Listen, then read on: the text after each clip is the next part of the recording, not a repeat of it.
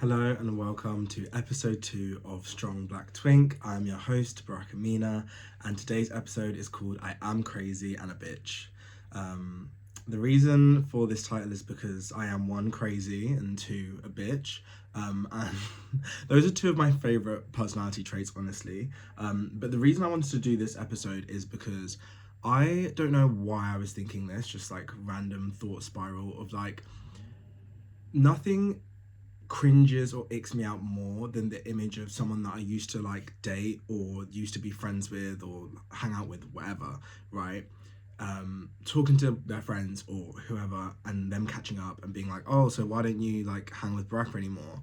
And they're like, oh my god, he's fucking crazy. And the reason I would hate that is because you knew that when you met me. Like you knew that and now you're acting like you don't. Like stop that. Stop the games. I actually have started like on first dates making sure that every every boy I date, like I tell them like, by the way, I'm very crazy, just because I can't, like I find the whole oh my god you're crazy, I just find it so cringy. Like you knew that, you loved it, you were lapping it up, now that like you're in the crossfire, now you're mad. Like let's stop that.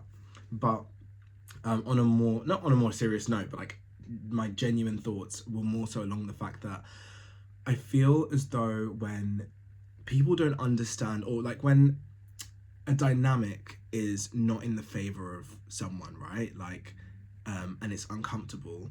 We have as humans like this tendency to like pathologize that like in someone else, and like the reason why we're uncomfortable in a situation always has to be a fault, like of the other person more so. And I think that the honest real truth is that we're all humans and we're all a bit dysfunctional and like we're not all like perfect. Um and it's just really funny to me, like even hearing, a lot of times you'll listen, like how many boys do you know that will just call their ex like, oh, that's my crazy ex, like they're so insane. And I'm not saying that there's not exes or like old friends or colleagues or whoever that are not categorically crazy. I just think that there's often a lot more nuance to the conversation. I think for me, like, I don't know when it was that I realized this, but I think I was thinking, like, when people make a decision about who you are as a person or make an assumption or believe a rumor, a lot of times they've already made a decision in their head. Like, they have decided that you are this label they've put on you.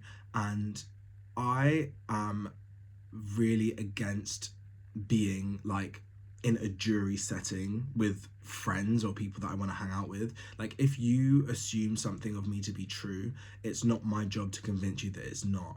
And so a lot of times I feel like I'm very much a lean into it type of person. Also because, as we established last time, I don't give a fuck what you think anyway, and you're not going to change your opinion. So why am I going to sit here being like, no, no, no, I promise I'm not horrible, I'm not bitch, I'm like, blah, blah, blah. I'm just going to be like, yeah, like you're right, I actually am. Um, and in my experience, what people label as crazy is one thing, and as a bitch is like another thing. But to me, it all boils down to, in my life, that I've always been someone that one calls out shit I don't like, and I just can't settle for not doing that, and has like very strong, firm boundaries. And two, I say things as they are. And I think that on a very high level, those are the two qualities of mine which make people feel uncomfortable and like lead them to have to label it as being something which is horrible, like being a bitch and being crazy, whatever, whatever, whatever. I have a memory when I was like maybe 4 or 5 years old. I was in the car with my mum's sisters. Like, my mum wasn't there, and my grandma, like my mum's mum, and one of my mum's sisters was like, Helen is just a big fat cow. And I remember being like 4 and being like, that's my mum, you can't say that about my mum. They're like, no, Bracka Bracka, like that's not what she said. And I was like, you just said that, like don't try and gaslight me. Like I might be 4, but I'm not a fucking idiot. And I don't know why that stands out, because it actually, I do know why it stands out. I think specifically being like raised, yes, in the UK, but by like a very Tanzanian family. Like my wider family, there was very much an expectation that like your job as a child is to be polite, to be like obedient, subservient, to, just do as you're told, respect the authority like that is in front of you. Now, My mum was, even though my mum grew up in the UK, like, and she was modern in many, many ways, in terms of parenting, I don't even think that that's just an African or like a global South based like thing. I think that respect is assumed to be like assumed of a parent the minute that they have a child, and that doesn't come into question. And my mum was very similar to many parents. It's just like, I'm your mum, do as I say. My dad, my dad was raised by my grandma, who's a professor, and she was very much like a academic in the house. Like there would be a lot of like, I guess, discussions, and so my dad took that on. And so even as young children, it didn't.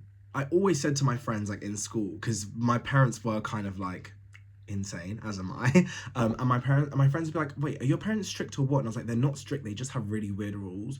So, for example, with my dad, like I remember we used to always fight about my phone, and like he would always be like, "Okay, well, if we're gonna continue having this fight, then we're gonna set up like a court." Like, so like one of my uncles is gonna be on the jury, like one of his friends is gonna be on the jury, and then like he's gonna get the judge. And I was like, no, I'm not gonna do that, because that's all of your friends and you're like creating like your own but anyway, point being, he would always want to have like these long logical debates and discussions about things we disagreed on, which isn't very common as a parent.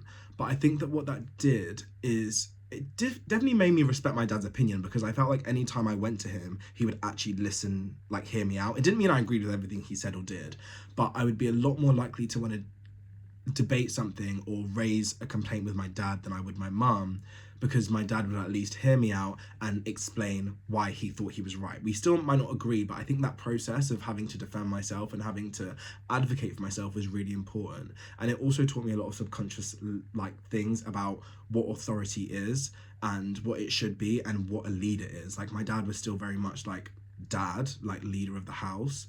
I'm not saying that in like, oh, he lead my mum, like girl.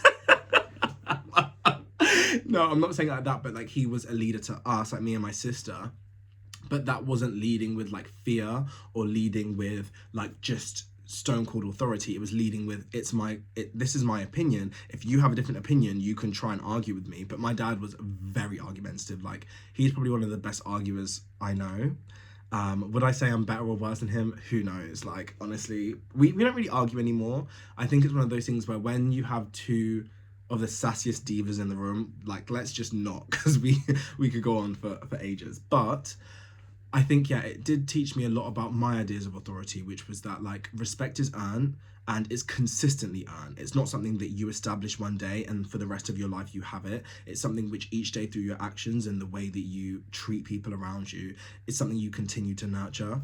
And so I think it was really weird going like into school, because teachers are authority figures, but my idea of authority is not, I listen to you because you say so, I listen to you because I agree with what you're doing.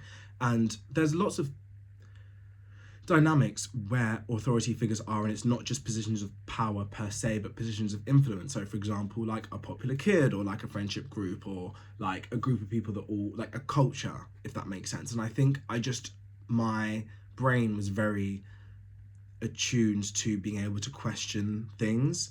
And me and my mum were talking like the other day. She was just talking about like looking back into her childhood, and she said that she finds it really hard now.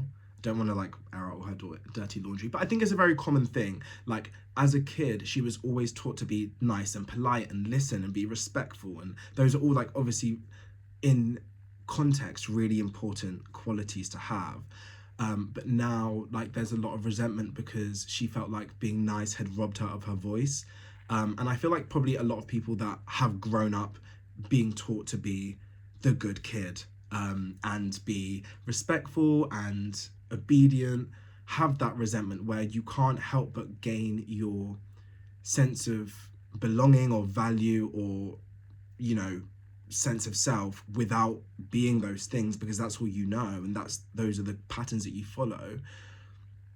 But then also like you see the trap that you are in, if that makes sense. And I think especially like anyone that is growing up like I guess similar age, and like you see your parent, not just my mum, but like your parents have, especially my mum, for me, like seeing your parents like go through things and be taken advantage of, and it's I think a very common experience in like kids our age to feel this resentment on your mother's behalf, and I definitely feel that, like, and I think it makes me push back more and more and more against being agreeable just for the sake of being agreeable. We're seeing it so much more in African politics, even just the other week, like where women are speaking up more.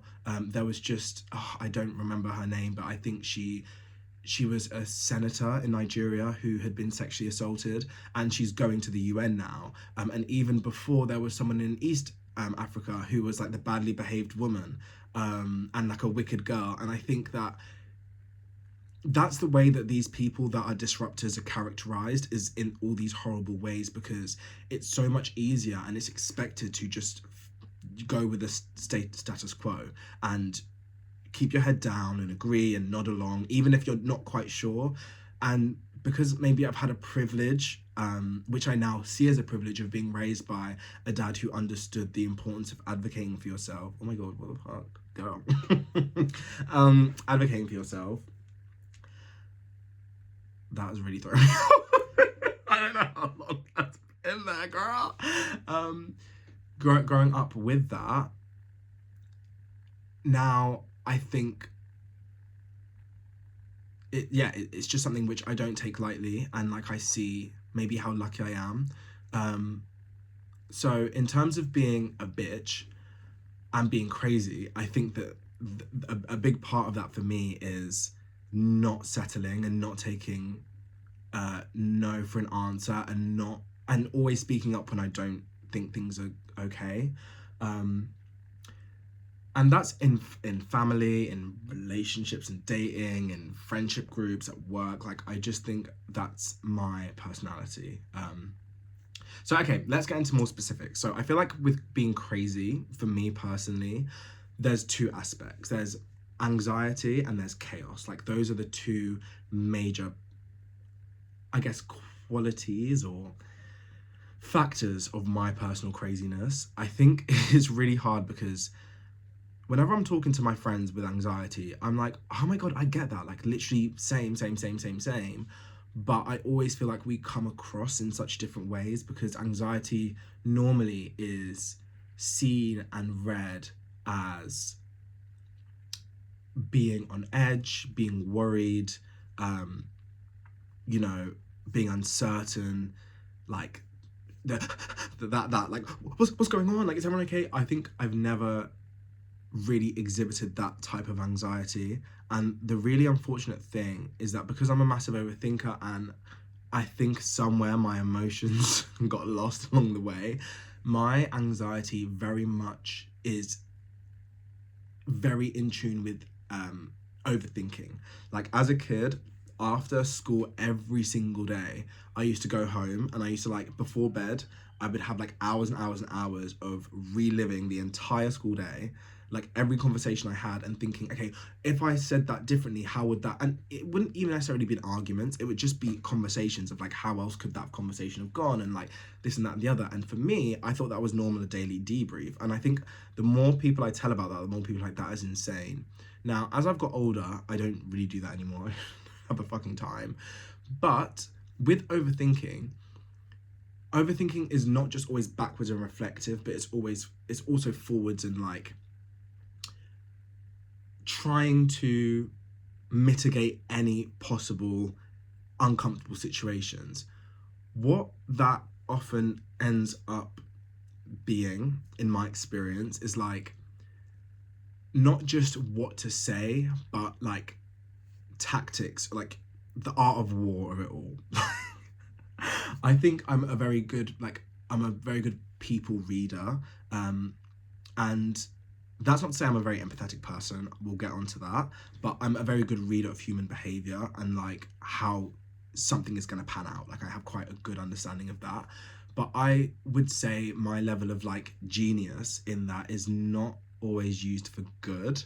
And a lot of times with anxiety, it's really funny, like anxiety is irrational and overthinking is like a facet of that.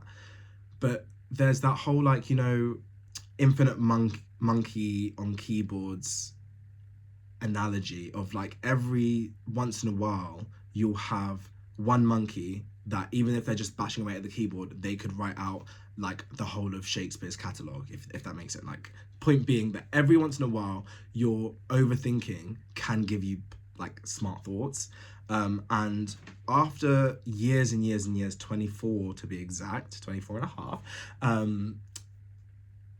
it becomes easier to fine tune the overthinking. And what often I feel like happens for me is it ends up that I can be quite like I feel like it sounds much worse, but I feel like I'm quite a tactical person.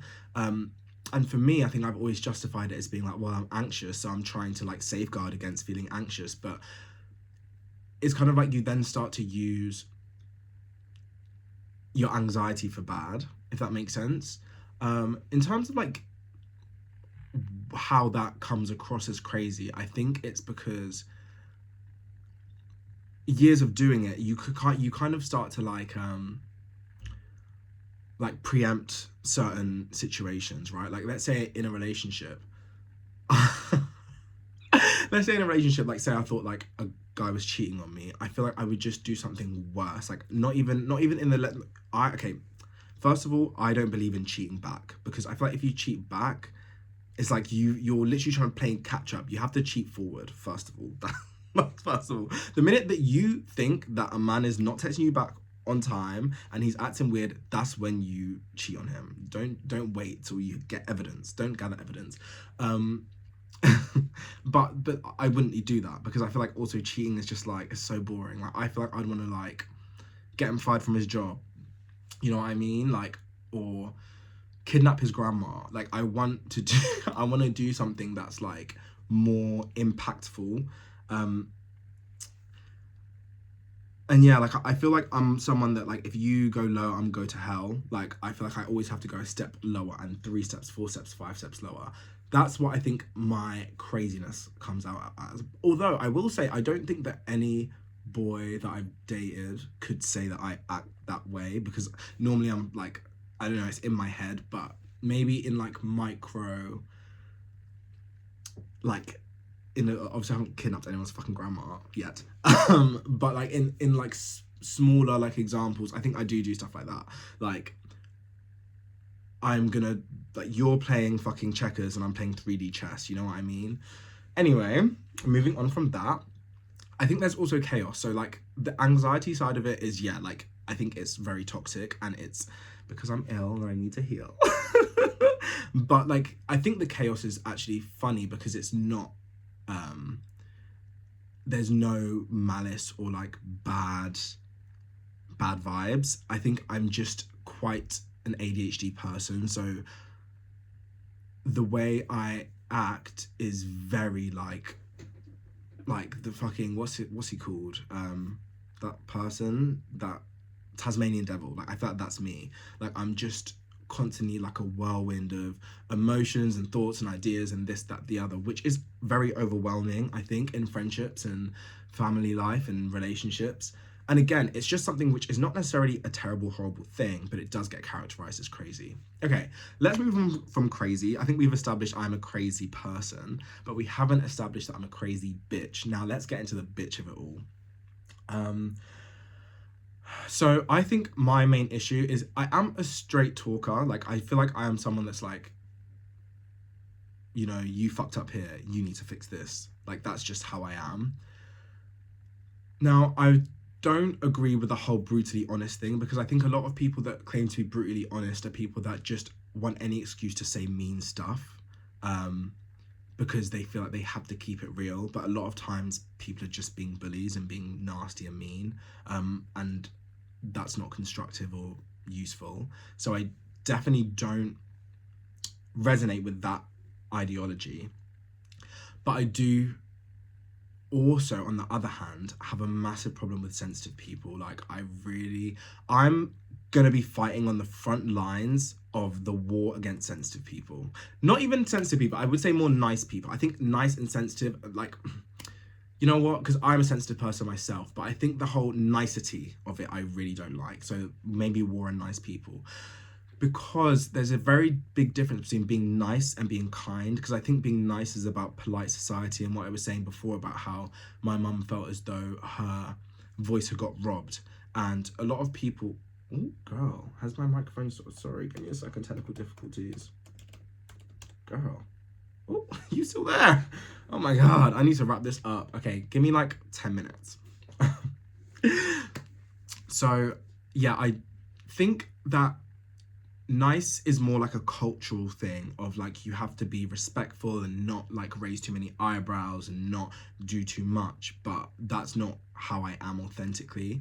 And I think a lot of nice people that I've like interacted with, again, nice to me is very different to kind and pleasant and fun to be around. Like that's a different thing.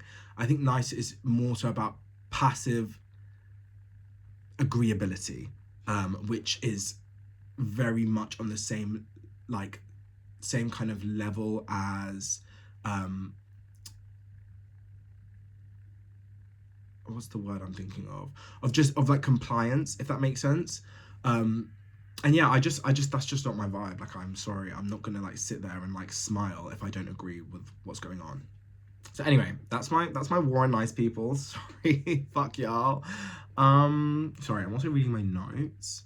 So yeah, I will say the one thing I will take full accountability for is I feel like when I'm irritated, my tone is often not one conducive of a conversation that's going to progress in a positive way. And my tone has probably been an issue my whole life. I actually remember, and you know what? This is also from my parents, because both my parents are very sassy. Like, I think East Africans can be very passive aggressive and just aggressive. Like, I was saying to someone, I actually say to a lot of people, like in Tanzania, the way that the language is that we just see things as we say it. Not that I'm like, my first language isn't Swahili, but I think that's also another really interesting thing, but we'll get into that. So for example, like if you see a fat kid, you'll call them like tumbo, which means belly, like, hey belly, come over here. And that's just one example, but there's no PC culture. And I'm not saying that this is correct. I'm just saying that this is the way that language has been formed. And so it's really funny, English being my first language, but like Tanzanian culture being the culture I was raised around is really, I think, confusing, because I'm speaking in the ways that I know are normal at home in a language which has a completely different culture around it. And what that often means is that what I think, like in my house, like with my parents and my sister, is completely fine, normal. Like at school, that was bullying. And I'm not saying it wasn't bullying. I'm just saying there was no intention of bullying. Like, I'm just talking. Like, I'm like, I don't even remember the things I would say, but I think I would speak crazily because that's just how we speak. Like, that's just how you speak to one another with no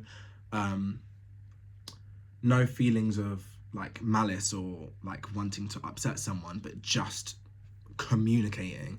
And it was always like, I genuinely used to get so baffled because I remember like my teachers used to be like, Braca, that was really, really mean of you to say. And I was like, well, my dad says that to me all the time and like it's not a problem. And then they would be like, the teachers would look at me like, and like we just be looking at each other like, okay, what now? And they'd be like, go back in the lesson. Like, I can't do anything for that.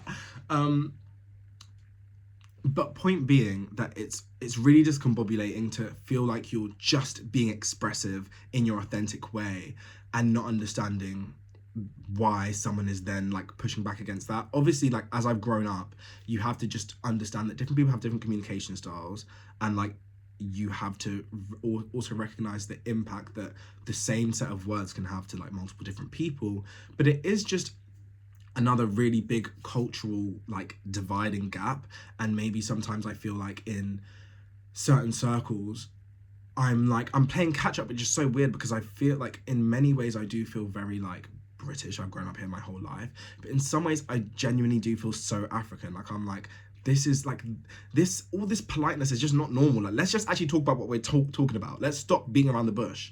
But yeah, it's definitely been something I've obviously had to learn, and like code switching goes beyond the language and like the slang, it also goes into the patterns of talking and the way you address someone and the way in which you interact.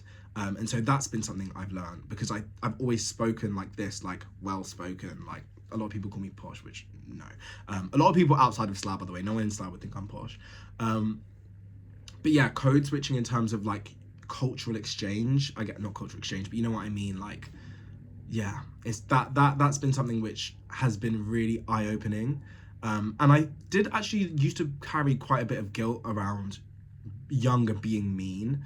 And I think that having this thought process of you're just you're just Tanzania has actually like relinquished a lot of guilt, but also given me a good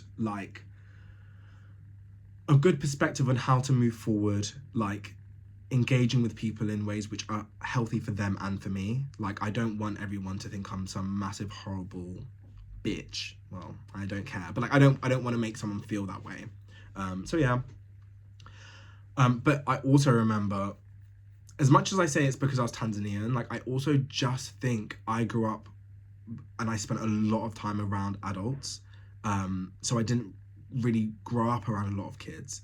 And I was, for my parents and a lot of their friends, I was the first kid. So I was often like in these adult conversations, and it just meant that you kind of learned to kind of banter on the same level of adults. It would be one thing if it was like Gary down the pub, like just, I don't know, talking about football. But it's another thing when you're talking to African uncles who are like always going back and forth, like taking the mick out of each other, because you learn that, and that's how you learn to like then connect with people. And I think like even when I first meet people, a lot of times I always felt like giving them a little bit of a light bullying would be a nice way to like break the ice, because then they'd feel like we're close friends. But that's just genuinely what I thought was normal. And I remember one time, like my uncle, like I must have been maybe 11, 12 at this point. One time my uncle had like said something, I'd said something back, and we'd been going back and forth a bit. But obviously, like as a kid, you have to be respectful, if not to your own parents, at least to other parents. Like you can't sit there being rude. So I remember when this uncle left, my mum was like, Brecca, that was so rude. Like, you really need to watch your tone. And I was like, what do you mean? But the thing I remember so well, and this is such a funny story, is my mum, in order to teach me about how my tone was like not appropriate, she got up a BBC bite-size lesson on like tone and language and like how to speak. And she was like, Brecca, seeing as you don't know how to like use your tone properly with adults, you need to do this BBC bite-sized lesson about tone. And I was like, that is so passive aggressive and condescending. You are literally giving me like a masterclass on how to be a massive bitch. Like, I'm taking notes, like you ate that. But yeah, like I think it's funny that you pick up all these things from the people you grow up around that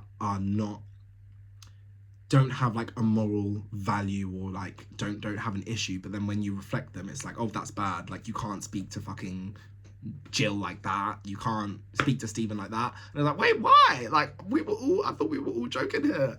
But yeah, so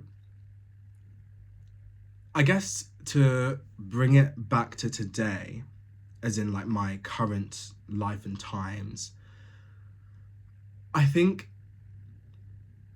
because it's important for me to be authentically myself, and this is kind of going back to the war on nice people, is that a lot of times, in order to like be polite, their idea of that is you don't communicate anything. It's never like, because a lot of times what I've realized is it's not even about the delivery, it's about the content.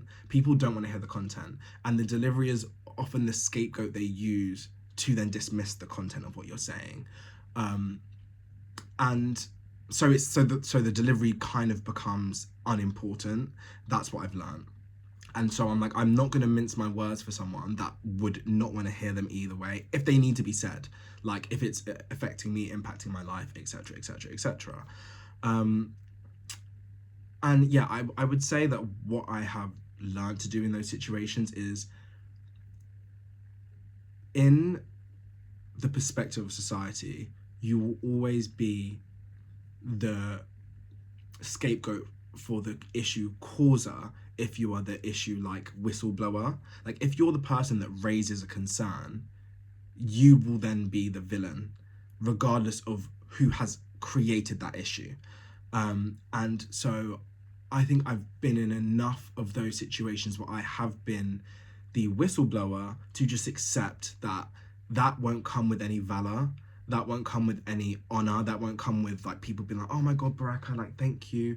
And the really funny thing is, like, I don't think there's been a single time in my life where I have like raised an issue or expressed a concern that hasn't been shared with like five, six, seven other people in the room. It does normally just fall on the person who's the most likely to, oh, Bracker doesn't really matter. Oh, Bracker will say it. Oh, Bracker will deal with it type thing. And it's really funny, like, actually, I was in a situation, I think it was me and my mum were speaking to someone that my mum didn't like very much and who was really, like, horrible to my mum. And I didn't want to get involved because at this point I was choosing peace. I was like, it was a couple of months ago now, but I was like, I'm in my peaceful journey. I'm not starting fires. I'm not causing problems, right? And after this person left, like the scenario, my mom was like to me, Baraka, like, why didn't you say anything? I thought you would have. And I was like, of course you thought I fucking would have. Like, I have to fucking solve all these problems. But like, again, I like, first of all, not too much of my mom. Like, I think my mom knows I would go to bat for her, and I do, and I still do. So it's no tea, no shade. But I think that becomes a very common pattern, like in everywhere in your life. And I'm at a point now where yes, there are a lot of problems in the world. There are a lot of problems in social dynamics, in friendships, and relationships, and this and that and the other. But like, you have to choose your battles. Like, because I'm also not perfect, and as much as I think, I always say in my head, oh yeah, but like, you didn't bring up when if you're upset with me, you can say whenever. But what the reason people don't always tell you the problems they have with you, I'm realizing more and more, is not because of the fact that they don't see them and they're not hurt by them, but because they give you grace. And I think it's not that I don't give people grace, but I think I can maybe do a better job of understanding that yes, it might be something which you think is important, but could you give this person a bit more grace to unpack that themselves in their life and times if it's not like a direct priority to like sort out right here, right now. So yeah, I guess that's it. I'm a bitch and I'm crazy as hell. And I love myself for it. And really funnily enough, my song that I should have said last week, which was like my favorite song, my favorite artist, I would say, Jada Kingdom. Like, she was my top listened artist last year, and her song I Don't Give One Fuck was actually my top song, and I was in 0.05% of global listeners, which is so funny. And I remember my group chat was like, Bracker, that's insane, but also so on brand because you truly don't give one fuck. So yeah, that's my song and artist for the week. I did want to talk about other things, but I feel like it's got to half an hour, so I will save them for future weeks. I'm gonna read my little notes. Oh, there's one thing I'm gonna finish with, is a quote by Naomi Campbell, which I'll probably try and find and just post to my story. But she was like, I think there was a reporter asking her, are you like, what will you say if people call you a bitch? And she was like, oh, it's fine if they call me a bitch, but I hope they at least call me an honest bitch and a fair bitch. And I think that's maybe sums up who I am. I have a lot of really amazing friends, both friends that are quiet and introverted and like more sensitive and more anxious, and friends that are loud and insane and crazy and ratchet.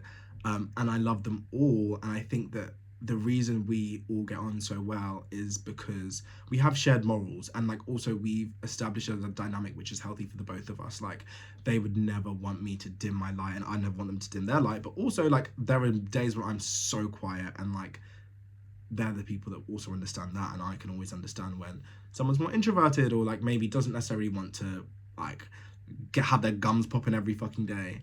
And yeah, I think that's what makes us as humans so beautiful, is that when you can understand someone's differences and how see the insanity of someone and just still love it anyway, I think that's a great thing that we can do as humans.